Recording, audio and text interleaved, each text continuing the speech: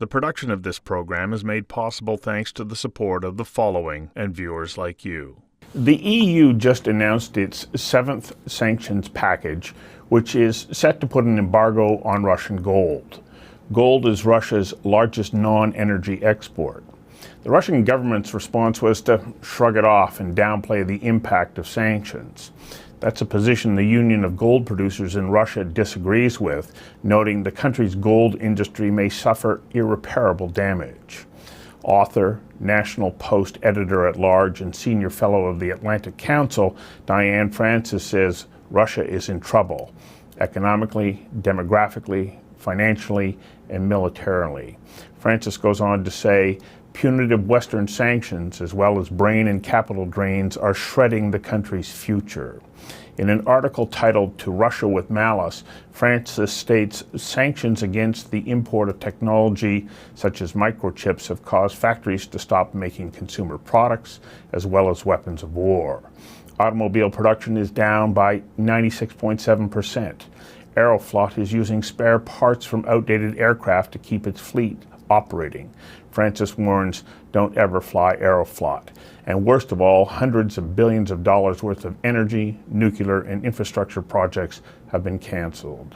I invited Diane Francis to join me for a conversation that matters about the devastating consequences of Russia's irredentism towards Ukraine and throughout the remainder of the former Soviet Union. Diane, welcome. Hi. Hi. How bad is it in Russia right now? Your article to Russia With Malice really paints a very bleak picture. Well, you read the first part of the top of it. Those are the most salient, damaging points. But, Russia's prestige in the world, it may think its prestige has gone up. It may have among some other players in the world, but its prestige has not gone up at all. In fact, quite the opposite. You see China staying on the sidelines pretty much. China has yet to say the invasion was a good thing. And most countries are in the same boat, except for a few who do a lot of work with Russia or make a lot of money off Russia. So it's the shelves are emptying. But, you're dealing with a country that's in the grip of a dictator, and to think that people will rise up and overthrow him is delusional. He's not unhealthy.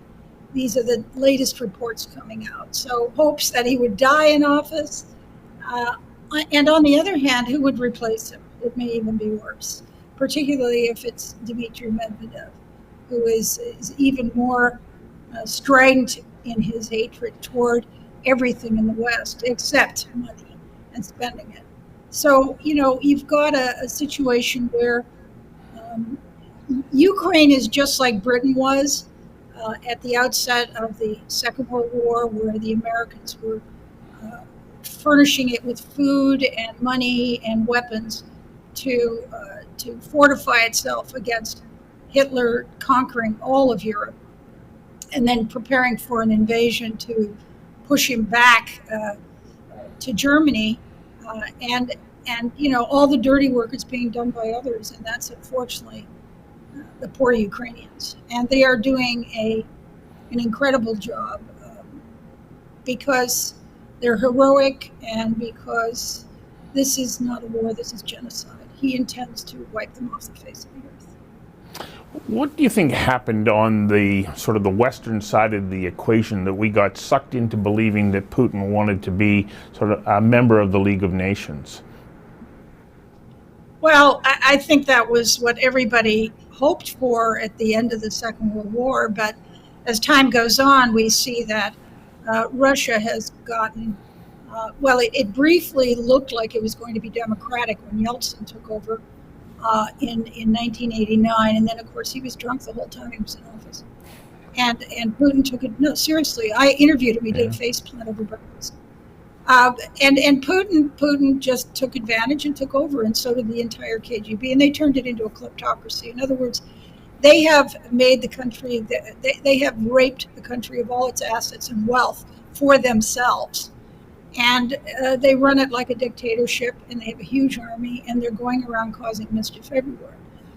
The point is, and I've been writing about this for quite a while, and that is that Putin has declared Russia against Europe, never mind Ukraine. He declared war against Europe. And he has been doing all kinds of mischief and disruptive things, including Brexit, including backing dictators, including disinformation, sabotage, poisonings, murders, assassinations, all kinds of mischief throughout Europe. But the biggest mischief he did was he bribed all the German industrialists to let him make them dependent on natural gas, and the rest of the continent as well. The Americans were wise to this before anybody else was, and of course the Ukrainians were, but they were just struggling to get a democracy when this all happened. And so now you've got a situation where, as I say, they're the unfortunate proxy in the proxy war between Europe and Russia. That's who the real war is, between Europe and Russia. The Americans are there, and I would say, thank goodness, because they get it, they understand what Russia has been up to and is up to. And never mind Europe. I mean, he's now controlling a big chunk of Syria, Russia, and parts of Africa. And this guy thinks he's going to build an imperial Russian empire again, and he's trying to, and he doesn't care what he does to do it. So what he's also prepared to do, and one of his biggest major advantage is the fact that he has people that don't rise up against him. So he can do whatever he wants and cause them all kinds of pain. I mean, the stores will be empty of all Western goods if they aren't already. And their living standards will be even worse than they are already. But they won't do anything because he's got control, which means that whatever he does in the global economy to hurt the rest of us backfires on Russia, but he doesn't have to care. So he's about the business of creating a recession, global recession. Not that he would like a global recession. That's one of his big ones. I got to get you to hang on for a second while we take a quick commercial break. We'll be right back. The production of this program is made possible thanks to the support of the following and viewers like you. Well, I note that there was an agreement through Turkey to move grain out of Ukraine here in the last couple of days. What do you think happened there that Russia seems to be willing to agree to the movement of that Ukrainian grain? Well, they say they are. I don't believe anything they say. He said he wouldn't invade. He said he wouldn't invade, the day before he invaded. He's a liar. He does what he wants to do. He doesn't care. And, he may decide that he'd like to send out the message that, this is what I think the game is. This is a Putin game. He's going to say, we agreed to the grain getting out of Ukraine. It's all been Ukraine's fault anyway, because they mined the seas. Of course, they didn't mine the seas, but if they had, no one would blame them because they were about to get invaded by Russia. But that part's missing. So what he's going to do is, he's not going to really do anything that he agreed to. It'll fall apart, and he'll blame Ukraine. He'll blame Ukraine. Right. I'm sure that the Ukrainians right now are ruing the day after the fall of the Soviet Union when they agreed to return nuclear weapons to Russia in promise of never being invaded by Russia. It goes to show that a Russian agreement means nothing. Well, you know who else signed that agreement? Britain and the United States. Yes. And they didn't comply either. They didn't do anything about the fact that Russia didn't go along with what all four of them agreed. And the same applies to Belarus, and the same applies to Kazakhstan. And by the way, I happened to be in the Ukrainian parliament in 1994 when they were debating hotly that they shouldn't give those nuclear weapons up because Russia would do just this. Because they've never trusted Russia, and they've always been victims of Russia. Always. And so, the West, Bill Clinton forced them to do it, forced them all to do it because, we thought, oh, well, this would be great, and it's a show of faith, and, the Cold War is over anyway, isn't it? And, all that rubbish. And they didn't realize that the KGB was not only still in charge, but were going to do what they've done. So you wrote also this week about a completely or quite a different situation in Kazakhstan, where the president there is demonstrating a willingness to stand up to Putin. What's the difference in Kazakhstan that at the moment they can say, we're not buying into this and we're fortifying ourselves as best we can, even though they don't have the military to withstand an invasion from Russia? Kazakhstan is a really, really fascinating case. And that newsletter that I wrote was a world exclusive. Nobody's been following it. I just put it together from some snippets of intelligence, and because I read all about Eurasia, that's what I really have a lot to do with. And, what this fellow is doing is he's taking advantage of the fact that, Russia's preoccupied. Let's face it, they're not doing well with the war. And to open up a second front, they're not going to send a whole bunch of troops to Kazakhstan. They can't deploy that, and Kazakhstan is not requiring any military intervention at this point. All he was doing was he stood up to Putin on a television show personally and said, I don't think your invasion of Luhansk and Donetsk was legitimate in 2014, and I don't think it is now. Whoa. And, the press went crazy, and he left the show and fine. And then 2 days later, he announced to the European Union, we'd like to give you more oil to help you. Another stab in the back to Putin. And of course, because their oil currently goes through Russia, it was stopped immediately. It was an excuse to stop it. So it's a standoff. I mean, it's not going to change until they build an alternative pipeline, which is in the works. And Europe will pay for it, believe me, because they have a lot of oil and gas in Kazakhstan and also in their neighbor Turkmenistan. So what's different here is that Kazakhstan is gigantic, and Kazakhstan is not Eastern Europe. It's different people, and their connections are different. And so they speak a Turkic language, which derives from Turkish. And those 5 Central Asian countries that I have a map of on my newsletter that and their mother country is Turkey, and their mother language is Turkey, have a bigger population than Russia's. They are Turkic. They are not Russian. And they are closer to Turkey and China geopolitically, and geographically than they are to Russia. And so he's got his hands full if he thinks that he can, start to play games with Kazakhstan. I mean, he may, and he'll get away with it, but I think it would dilute his efforts in Eastern Europe and further embed him in geopolitical dislike and bring in Turkey as an enemy. Turkey has the largest military in Europe. And Turkey is a friend of Europe, and it's in NATO, and it's a European country. But I'm saying the ties that bind them is they all are Turkic people going back centuries. And so there is kind of a shall we say, a moderate Muslim culture. And it's definitely something that's important. They're not Oriental, but China has invested billions of dollars in Kazakhstan. Guess why? Oil and gas and uranium. Oil, gas, and uranium, and they've built this gigantic 8,000 kilometer railway system of 9 railways and roads and air corridors to link China to Europe, bypassing Russia.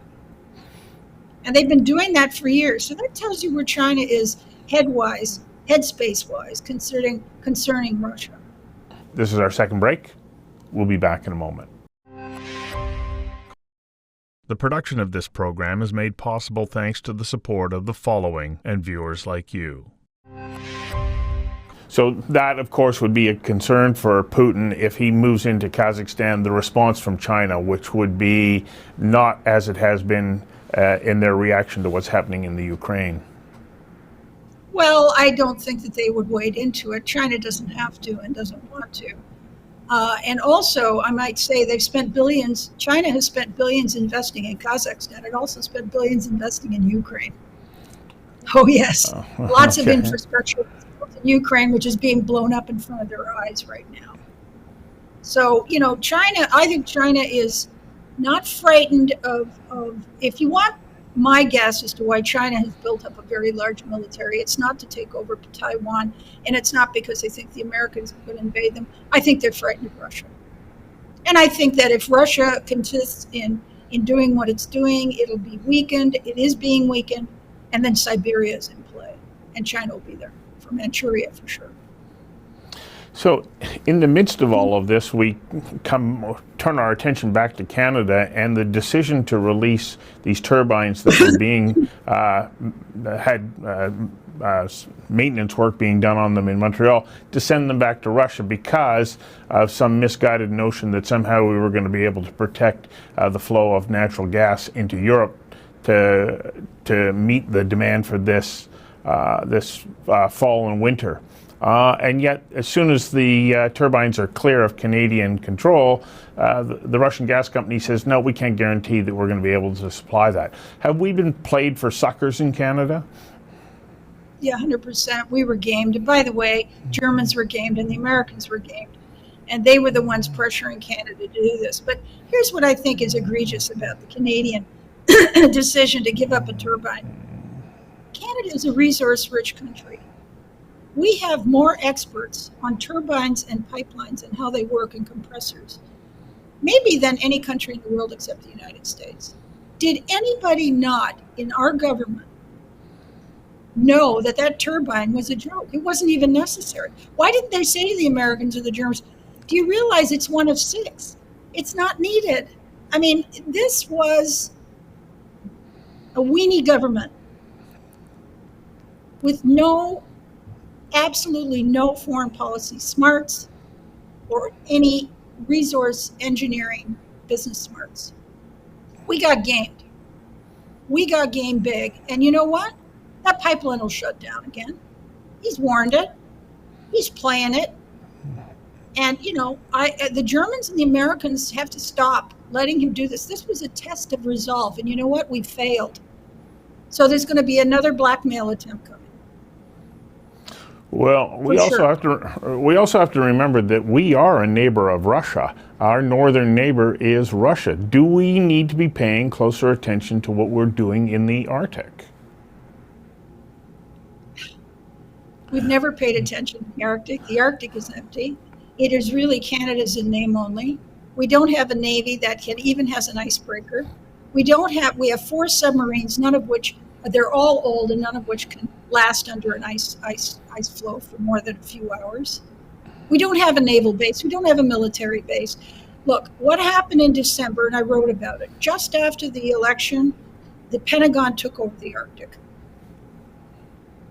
A deal was force-fed to the Department of National Defense and said, you will do this, and we will do the monitoring, and we will do the surveillance, because you haven't, but we will do it all. And by the way, there's a bill for $40 billion for your part of the first part of it, what we have to pay for. There'll be more money. And, we're a laggard in NATO. We don't pay enough for NATO. We don't do enough in NORAD. And now the Arctic, thank goodness, is being patrolled by the Pentagon. So I don't think we have to worry about Russia. Third and final break. We'll be right back. The production of this program is made possible thanks to the support of the following and viewers like you.